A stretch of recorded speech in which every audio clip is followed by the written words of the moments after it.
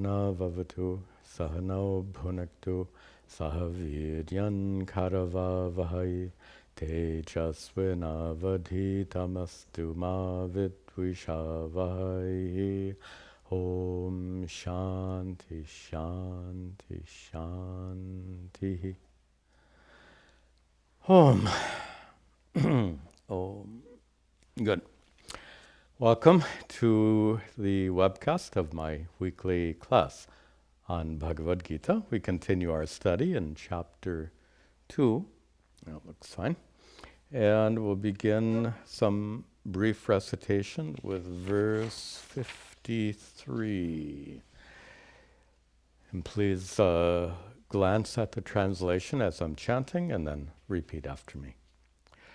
Shruti vipratipannate, yadastasyati nischala, samadhavachala buddhis, tada yogamavapsyasi, Arjuna Uvacha, Stita prajnasya ka bhasha, samadhistasya keshava, stita dhi kim prabhasheta, Kimasita vrajeta kim, Shri Bhagavanu vacha, prajahati yada kaman, sarvan parthamanogathan, Atmanyevatmana tushtaha, stita prajnastarotyate, dukeshvanudvignamanaha, Sukeshu vigata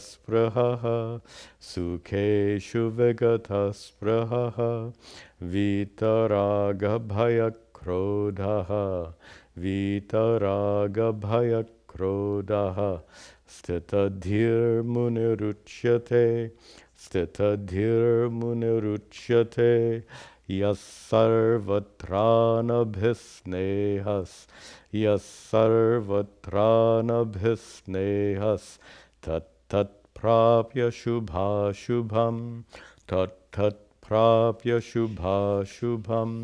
nabhinandati nadveshti, tasya prajna pratishtita, yada samharate chayam,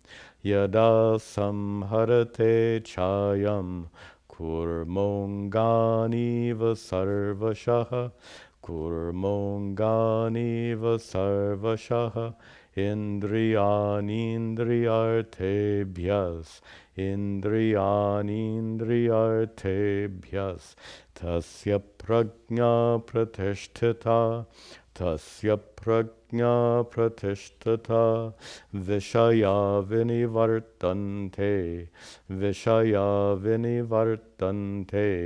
niraharasya dehinaha,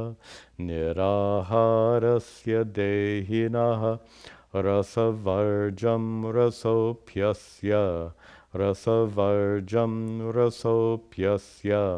param drishtva nivartate.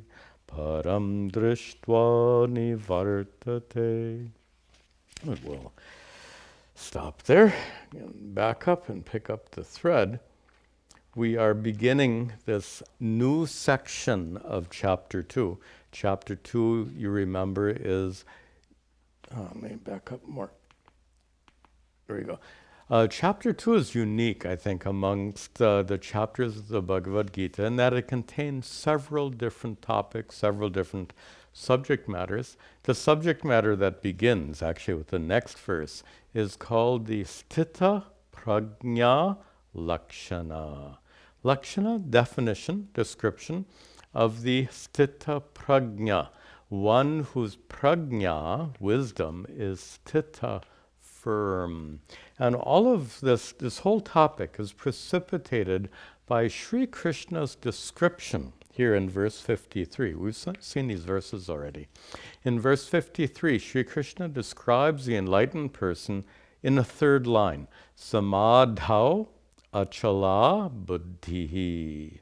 So samadhau, in samadhi, achala, unwavering, buddhihi, mind or intellect.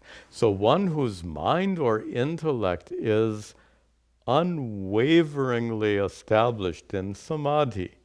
Now, of course, buddhi can not only mean mind, buddhi can also mean wisdom, which is going to turn out to be a better translation here. But Arjuna apparently misunderstood. Arjuna didn't understand it as being one whose wisdom is firm. Arjuna apparently misunderstood it as one whose buddhi, mind or intellect, is achala, unwavering, unmoving, stopped being samadha, in a state of samadhi. So in Arjuna's mind, he's thinking that when you get enlightened, your mind gets absorbed in samadhi, absorbed in Brahman, and you stop thinking. This is what Arjuna is considering, and he's confused. How can that be that when you get enlightened, your mind stops thinking? But with that misunderstanding, Arjuna asks this next question, which we've also seen. He says, Ka bhasha, what is the description, sthita prajnasya, of one whose wisdom is firm? One who is samadhistasya, established in samadhi. And here it becomes very clear, where Arjuna asks, Kim, how, sthita dhihi, the one whose mind, dhihi, is sthita, firm, for that person, kim prabhasheta, how could they even speak? Being absorbed in samadhi, how could they speak? Kim asita, how would they sit? And kim vrajeta, how would they move about? So Arjuna has this misunderstanding, apparently, that when you get enlightened, your mind gets absorbed in samadhi, in Brahman, and your mind ceases to function in a conventional manner. And in reply to that, and we introduced in the last class, we just began this next verse, 55, and I said it in our last class, that what distinguishes, what the transformation that takes place is not a transformation of the enlightened person's behavior, but rather of the enlightened person's attitude, thinking, and in particular, motivation. What motivates the activities of the enlightened person? We'll see all of that in this next verse and the sequence of verses that follows. Let's chant this. Shri Bhagavanu Vacha, Shri Bhagavanu Vacha, Prajahati Yada Kaman, Prajahati Yada Kaman, Sarvan Partha Manogatan, Sarvan Partha Manogatan, Atman Yevatmana Tushtaha, Atman Yevatmana Tushtaha, Sthita Prajnastarochate, Sthita Prajnastarochate. That Sri Bhagavan, the Blessed Lord, Uvacha, he said in response to Arjuna's question. And for our Sanskrit students, you see yada, when, in the first line. And in the middle of the last line, Sthita Prajnas Tada uchyate. Tada uchyate. So yada, when, tada, then.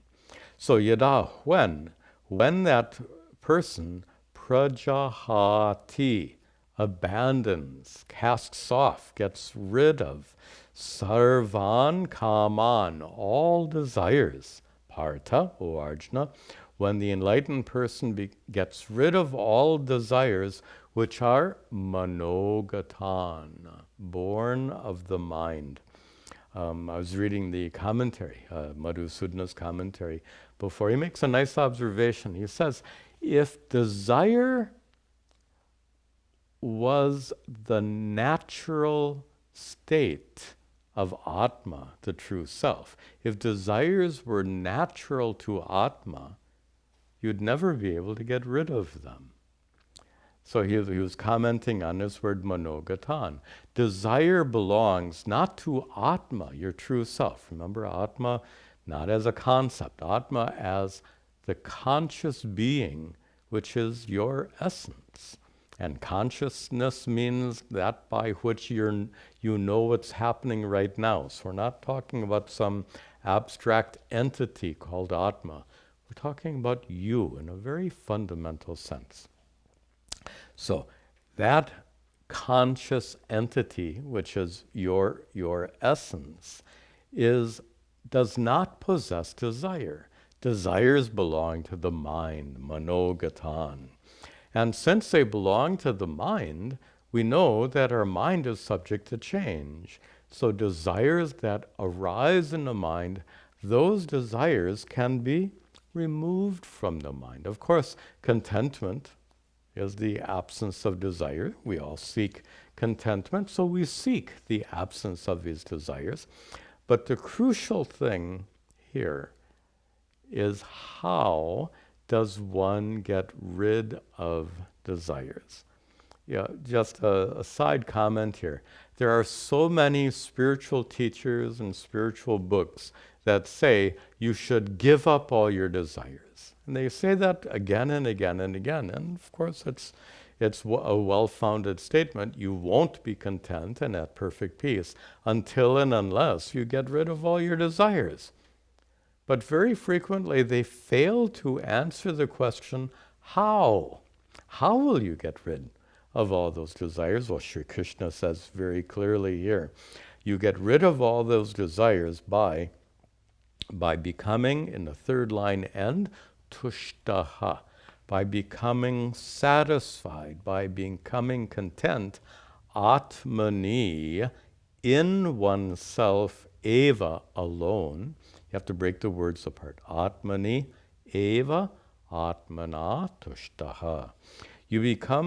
The enlightened person becomes tushtaha, content. Atmani eva, in the self alone, means not contented through external pleasures. And how does he do that? He or she. How do they do that? Atmana, by oneself. Or better yet, as oneself. As oneself, you become content as one's true self, Atma. As one's true self, as Satchit Ananda Atma, you become tushtaha, content, Atmani eva, in oneself alone. We had that really nice discussion at the end of the prior class. So if you missed that class, please go back and watch that class. At the end, we discussed how the irony, in fact, I may not have brought this point out, the irony of life is every day we seek peace and content. We seek contentment. Let me just use that very simple expression. We seek contentment, and we engage ourselves in all kinds of extrovert activities seeking contentment. And the irony, of course, is the ultimate source of that contentment is within. I'm smiling because I'm so amused that everyone says the true source of contentment lies within. Well, how many of those people actually seek it within?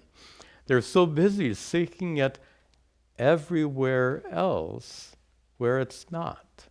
That's the irony of life. you can spend a lifetime seeking contentment in all the wrong places, failing to seek that contentment within yourself. So here, the one who is, the enlightened person Sri Krishna describes, is one who is tushtaha, content. Content how? Atmana, as one's own essential nature, as yourself. You are content. And content in what? Atmani eva, content in oneself alone. When we say Atma is Sat Chit Ananda, that word Ananda, as we've discussed at some length, doesn't mean an experience of bliss, because experiences come and go. Ananda is your true nature. It doesn't come and go. So Ananda refers to your true essential nature as being the ultimate source of contentment. So, yada, when prajahati, when one casts off sarvan kaman, all desires which are manogatan, which arise in the mind, when all those desires are removed by the mind, how? Tushtaha, by one who is content, atmani eva, in oneself alone, atmana, as one's true self, tada, in the middle of the last line, tada, then. So yada, when all desires are cast off, tada, then, uchyate, then that person is called sthita prajnaha, one whose prajna, wisdom, is sthita, firm. Notice that it's your wisdom that is unwavering, not your mind. And this is Arjuna's confusion. He thinks that the mind becomes fixed and unmoving. It's not your mind that becomes fixed and unmoving. It's your wisdom. You become firmly established in wisdom. It's the nature of the mind to be active. How unreasonable it would be to expect that our minds, Bhagavan created our minds to be very agile and always active. How unreasonable to expect that enlightenment should result in a cessation of the God-given natural activities of the mind. This is the confusion that Sri Krishna is answering here. And before we move on, just to pick up a statement in my introduction, I said that what distinguishes the enlightened person is not the person's behavior, but the person's attitude. In particular, the person's attitude towards action. Now, generally, actions are motivated. We've discussed this at length. Conventional actions are motivated by desire, by raga and dvesha. The enlightened person acts like a normal person, but not motivated by raga and dvesha. Not motivated by raga and dvesha because atmani eva tushtaha, they're already fulfilled and content. They have no desires. They have no raga dvesha. Then why do they act? You know, there's the old story, which I think conveys the point very nicely, where the old master tells his young student, he says, before I was enlightened, I used to chop wood and carry water to take care of the ashram. And the master goes on to say, now that I'm enlightened, I chop wood and carry water. And you've heard this story, of course. The message, I'm sure you understand, the message is that previously the master chopped wood and carried water driven by desire. You chop wood, you desire for warmth. He needs the wood and for cooking and water also. So the chopping wood and carrying water was previously driven by desire, raga and dvesha. Now that he is enlightened, the master continues to chop wood and carry water, but no longer motivated by desire, motivated by a sense that this needs to be done. If something needs to be done, you don't have to be driven by desire to do it. You can just be driven by that sense of dharma. Water needs to be brought. Wood needs to be chopped.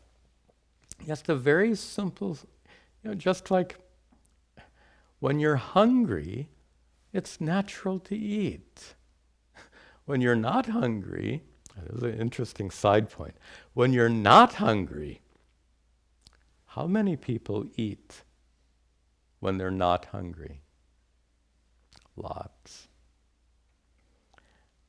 Lack of contentment. If you're not hungry, just an insight, if you're not hungry, but you feel the absence of contentment, even though you're not hungry, you may go and eat something, not because you're hungry, because you're seeking contentment.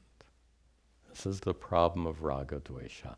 So an enlightened person is one who eats when they're hungry and doesn't eat when they're not hungry, sleeps when they're tired and doesn't sleep at other times. The enlightened, interesting. The enlightened Puja Swami Tadatmananda, my guru, once made this remarkable statement about an enlightened person. Listen carefully. He said, an enlightened person is a normal person. The only normal person. You get the point. And that is, from Puja Swamiji's perspective, conventional behavior is not quite normal. Not quite normal because why? It's not normal to eat when you're not hungry. But driven by raga and dvesha, people who aren't hungry eat. And in Puja Swamiji's view, that's not normal. So an enlightened person is a normal person, the only normal person, meaning a person whose behavior is not distorted and compelled by raga and dvesha. Okay, nice. Let's continue. Dukeshvanudvignamanaha, Dukeshvanudvignamanaha, Sukeshu vigataspraha, Sukeshu vigataspraha, Vitaraga krodhaha, Vitaraga krodhaha, Stitadhir muniruchyate, Stitadhir muniruchyate. Stita dhihi is the same as stita prajnaha. One who's dhihi. Dhi means buddhi, intellect, or better yet, wisdom. One who's dhi, one whose wisdom is stita, firm. Munihi, and muni here is used in a sense of an enlightened person. It has many other meanings. So that munihi, that enlightened person, uchyate, is called. Munihi uchyate, that enlightened person is called stitadhihi, one of firm wisdom. And how is that person described? Go back to the first line.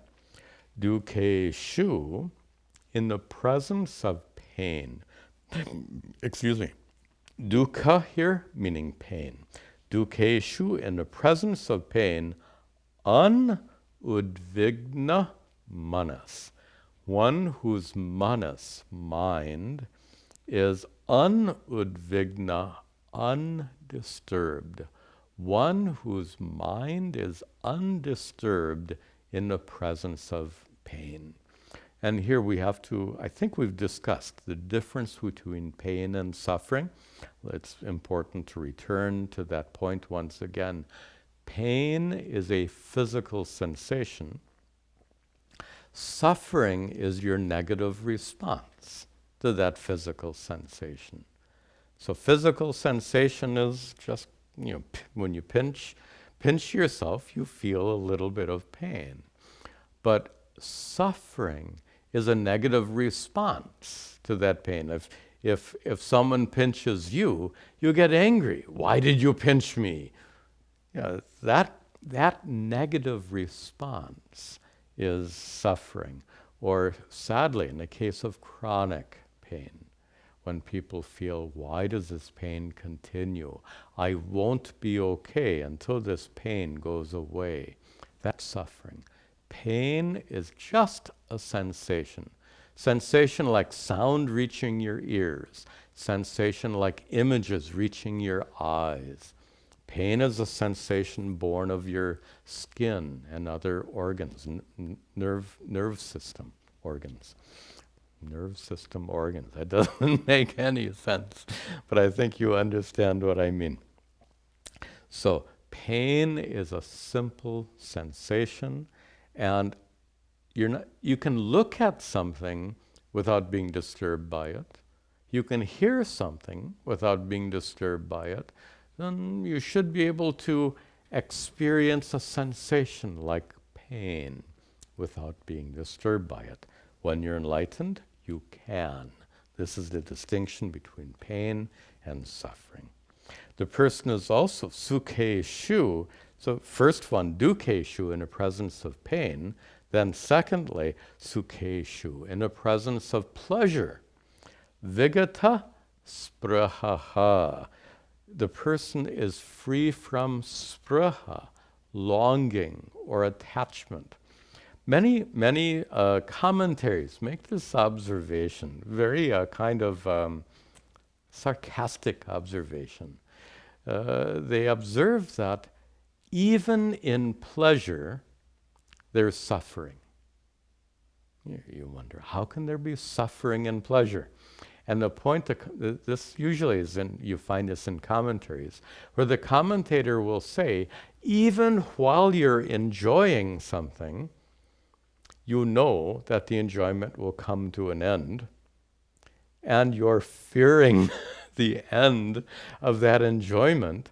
So even your enjoyment is tainted by suffering, suffering in the form of the fear and anticipation that the enjoyment will come to an end. An interesting observation. But here, the enlightened person, sukhe-shu, even in the presence of pleasure, they're not expecting or depending on the continuation of the pleasure. Just as pain comes and goes, so too pleasure comes and goes. They're sensations, they come and go, and your true self, consciousness, is utterly unaffected by these sensations. Sensations arise in your mind, sensations pass away in your mind. Whatever sensations arise and fade away from your mind, all those sensations are revealed by consciousness, illumined by consciousness, and just like the sunlight is unaffected by whatever it illumines, in the same way, your consciousness is utterly unaffected by all the transient sensations that arise and fade away from your mind.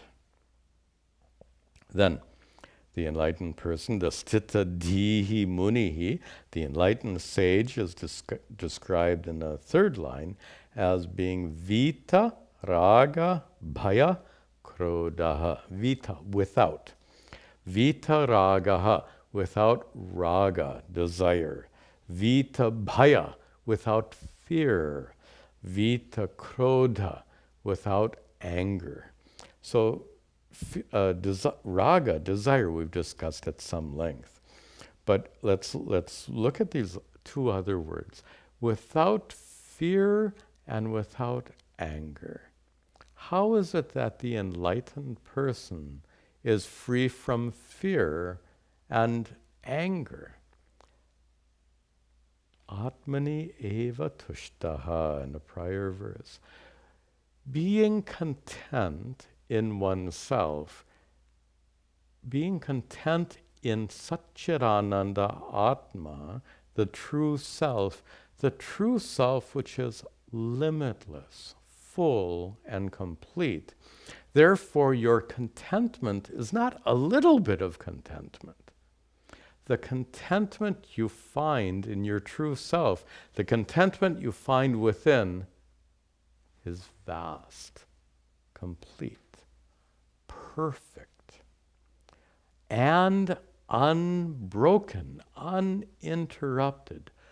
Perfect, complete, uninterrupted contentment. Uninterrupted means it doesn't come and go.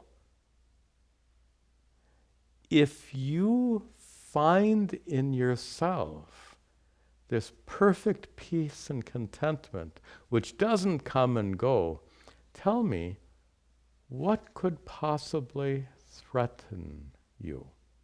What could rob you of that contentment? Nothing can, if it is uninterruptible. I'm not sure if that's a word. If it's uninterruptible, it can't be taken from you. It's your true self. No one can rob you of your true self. Having discovered that true self as being uninterruptible contentment, nothing can threaten you. You'll never experience fear. We experience fear when we're threatened. But that leads to another funny misconception. And that is, an enlightened person experiences no fear. Does it mean that if you point a gun at an enlightened person, the enlightened person will just stand there and allow you to kill them? That's silly. The enlightened person will run away, but will run away not driven by fear, will run away based on what is normal and natural. It's natural to run away from something that threatens your life. Notice the difference. An unenlightened person will run from a threat due to fear. An enlightened person will similarly run from the same threat, but not driven by fear. They will run because it's normal. It's dharma. Dharma to protect your body, after all. To protect your health, to protect your life is dharma. So based on dharma, based on it being normal and natural, the enlightened person will run from a threat. Also, vita raga, free from desires. Vita bhaya, free from fear, we just discussed. And finally, vita krodha, free from anger. So when we are threatened, we usually have one of two responses, fight or flight. Fear is the flight response, and anger is the fight response. So when there's a threat, there's either bhaya or krodha, fear or anger, flight or fight. This is our normal response. So krodha, anger, you get angry when someone or something threatens you. You want to resist it. And anger, I suppose, in terms of our evolution, anger gets our sympathetic nervous system fired up, so we're ready to fight against the threat. Anger is part of that. Anger is preparing you to fight. But if you're not threatened, why will you get angry? This is a really important point. You get angry when you feel personally threatened. Consider, look at this. Suppose you're taking care of a toddler, a 3-year-old, 4-year-old, and the 3-year-old has a temper tantrum, and you're the caregiver, and the 3-year-old looks at you in anger and says, "You stupid." So the 3-year-old is putting you down, is insulting you. Do you get angry at the 3-year-old? I hope not. Some people do. But if you're a stable, mature person, you won't get insulted by the 3-year-old. Why? Why should you be threatened by the 3-year-old? Look at this.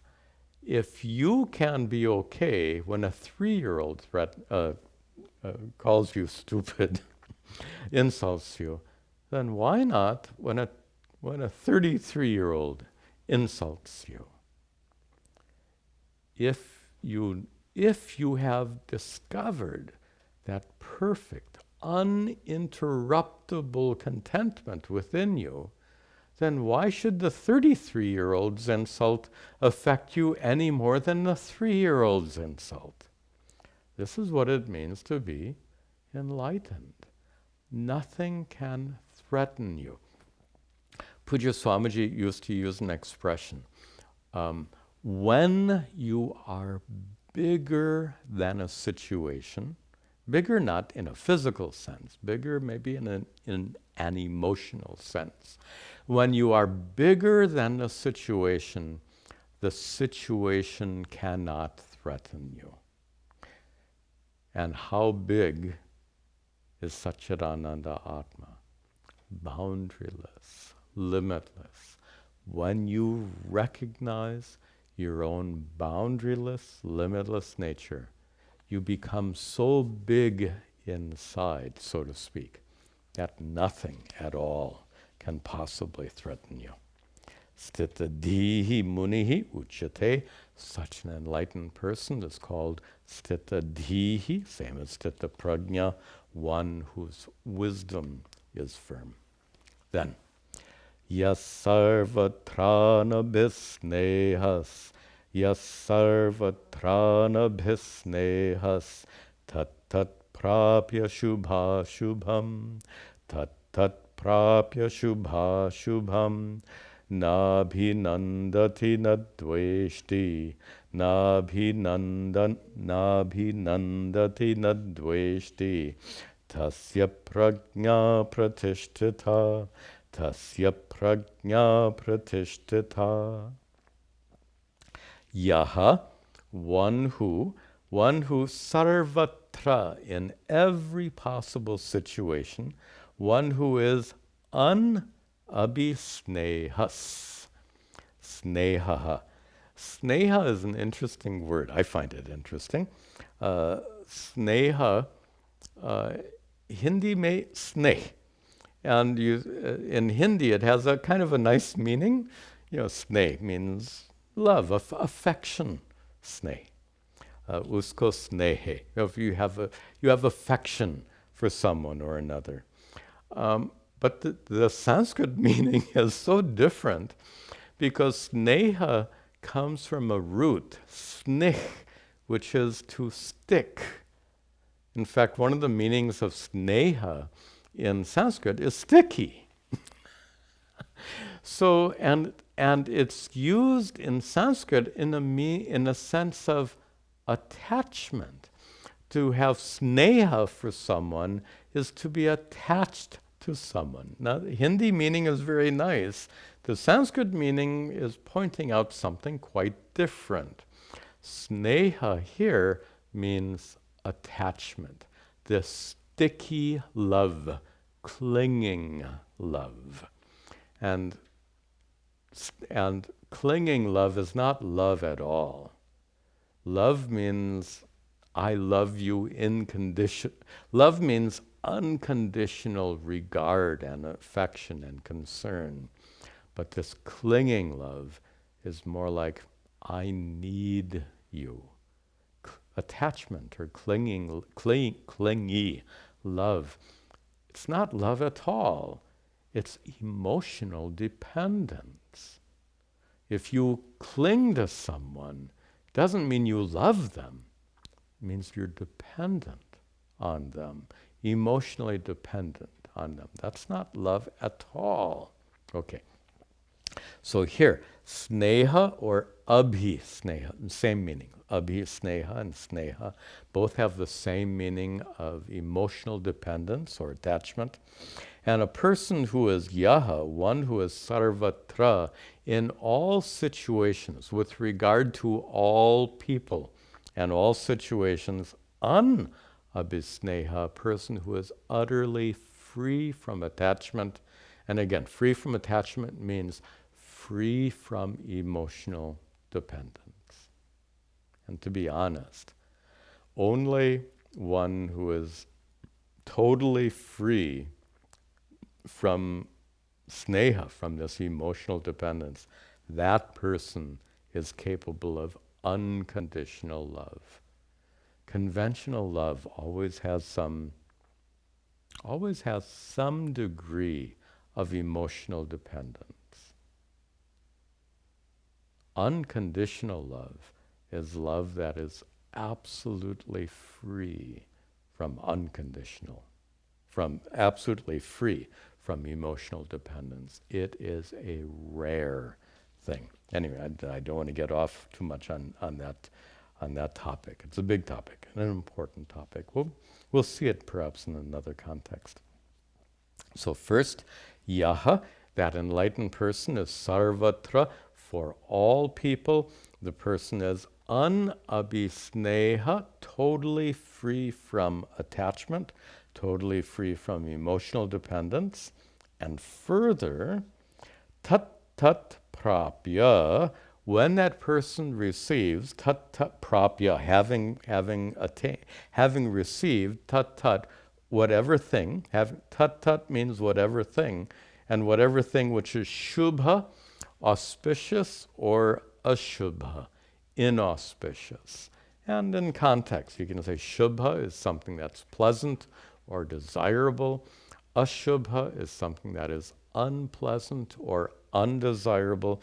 Conventionally, when you get something that's pleasant, you smile. And when you get something that's ashubha, unpleasant, you frown. Or better yet, you complain. Oh, why is that happening to me? So that's conventional behavior. When something good happens, you're delighted. And when something bad happens, you resent it and complain about it. But for the enlightened person, tat tat prapya, if they receive something which is shubha, pleasant, na abhinandati. The person doesn't abhinandati, rejoice. The person doesn't get puffed up with the pleasure, doesn't become elated, is a good translation. And prapya ashubham, when the person experiences something which is unpleasant, unwanted, undesired, na dveshti. The person doesn't hate it, and hate is literally is what it means. But the person doesn't resent it or despise it. So often when something negative happens to us, there's a sense of resentment. Why did this have to happen to me? I wish this didn't happen to me. Things happen. Good things happen to you, and not so good things happen to you. You all understand the doctrine of karma. Because you're born with both good and bad karmas, it is inevitable you will receive in this life many good things that you don't deserve based on your conduct in this life, and you will receive many undesirable things that you don't deserve based on this conduct in this life. That's the doctrine of karma. Most people, when something good happens, they rejoice. And when something terrible happens, they get depressed and they resent whatever happens. The enlightened person can gracefully accept whatever happens in life as being the natural unfoldment of karma.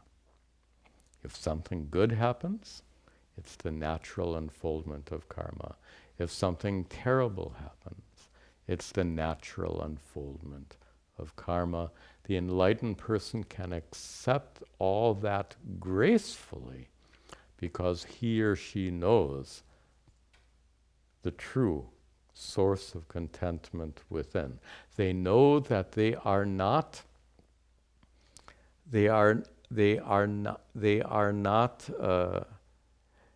when something good happens, it doesn't add anything to them. And when something terrible happens, it doesn't take anything away from them. Again, Atma is already full and complete. Atma is your true nature. You can't add anything. You can't take anything away. It is full and complete and unchanging. The enlightened person is one who knows this. Therefore, when something good happens, na abhinandati, that person doesn't rejoice. And when something bad happens, na dveshti, the person doesn't resentment. Tasya, for such an enlightened person, the prajna, that person's wisdom, understanding, pratishtita, is firm. And again, notice the language. Sri Krishna doesn't say that the mind is firm. Mind is mind. Mind is always moving. What is firm and unchanging is the person's wisdom, understanding. Okay, then. Yada samharate chayam, yada samharate chayam, kurmongani vasarvashaha, kurmongani vasarvashaha, indriyanindriyartebhyas, indriyanindriyartebhyas, tasya prajna pratishtita, tasya prajna pratishtita. So here, Sri Krishna gives a metaphor. In Sanskrit, a metaphor is called drishtanta. Drishtanta is something that represents something else. And here, in the second line, the drishtanta is a kurma. Many of you know kurma is a turtle, a tortoise. And you know that a tortoise does what? Angani, Eva, just like kurmaha, a tortoise. What does a tortoise do in the first line? Samharate, the tortoise withdraws. Withdraws what? In the second line, angani, its limbs. The tortoise withdraws its limbs. You know this very well. When a tortoise is frightened, the four legs are drawn into the shell. The head is drawn inside the shell. The tail is drawn inside the shell. And drawn away sarvashaha in all directions, from all directions. The tortoise, when threatened, withdraws all of its limbs from all directions. And this is the drishtanta. So the drishtanta in the first line, you have to break the words apart. Yada samharate cha ayam. Cha and ayam kurmaha. This tortoise, some tortoise, samharate,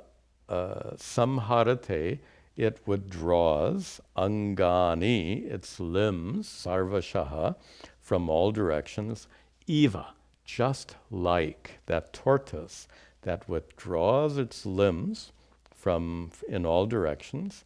In the same way, now comes the darshtanta. Drishtanta is a metaphor.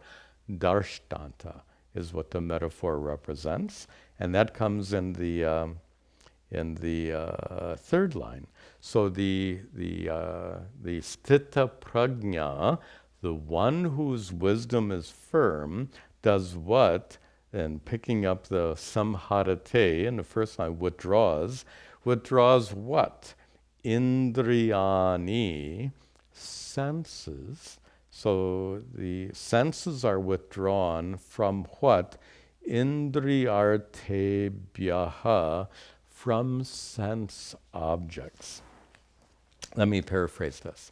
Just like a tortoise withdraws its limbs, in the same way, a wise person withdraws the sense organs from sense objects. Sense organs are sight, hearing, taste, smell, and touch, and the mind is often considered a sixth organ, as it were. So that it's a good metaphor, because the tortoise has 4 legs and a tail, representing your 5 senses, and the tortoise also has a head, representing your mind. So the tortoise withdraws all 6 of these into the shell.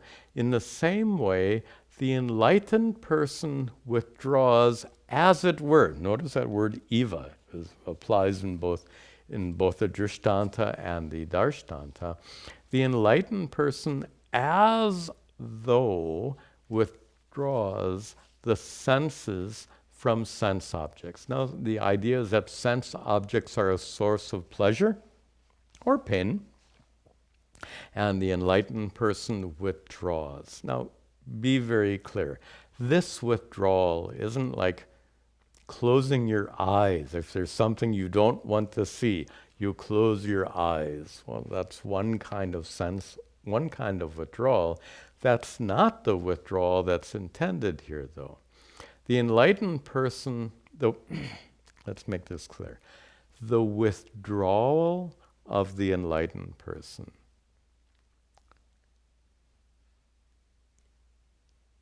is the absence of dependence on external objects. Conventionally, people depend on external people and objects for their happiness and contentment. The enlightened person is free from that dependence on external objects and people for their for their happiness and contentment. So this withdrawal is not like, in fact, it's quite different. In one way, it's similar to a turtle in the sense that there is withdrawal. But what's different is that the turtle's withdrawal is shutting themselves up inside the shell. The enlightened person doesn't have to shut themselves up inside any kind of shell. As we said in a prior verse, there's nothing to be afraid of. Nothing can threaten the enlightened person. So that withdrawal represents the absence of dependence. Now, you might think that, well, therefore the tortoise is not a very good metaphor. Well, there's another part of the metaphor. The other part of the metaphor is this. When a turtle is threatened, it doesn't run away. It doesn't need to run away.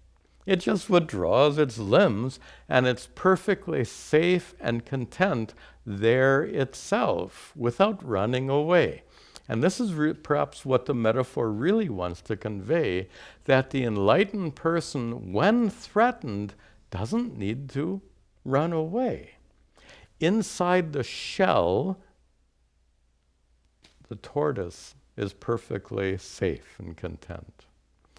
Inside oneself, the enlightened person is perfectly safe and content. That's the sense of the metaphor. So it's not that the enlightened person is somehow closing their eyes to the world around them, but rather the withdrawal indicates non-dependence on any external thing for happiness and contentment, and also not needing to run away. The tortoise doesn't need to run away, content and safe in the shell. In the same way, the enlightened person doesn't need to run away from anything. Tasya prajna pratishtata. Tasya prajna, for that enlightened person, the enlightened person's prajna, wisdom, pratishtata, is firm, as it was said in the previous verse. We'll see one more verse here. Finishes this part of the topic. Vishaya vinivartante Vishaya vinivartante niraharasya dehinaha niraharasya dehinaha rasavarjam rasopyasya rasavarjam rasopyasya param drishtva nivartate param drishtva nivartate.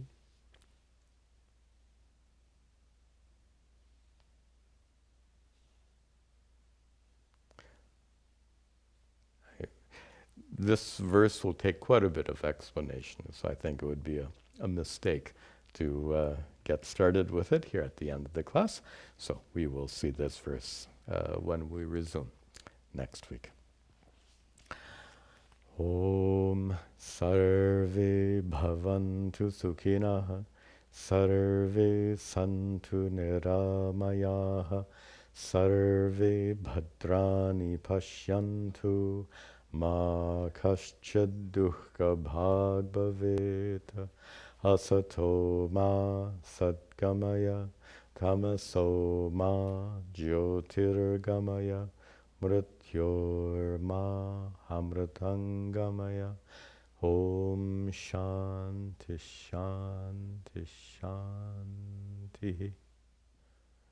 Om Tat Sat.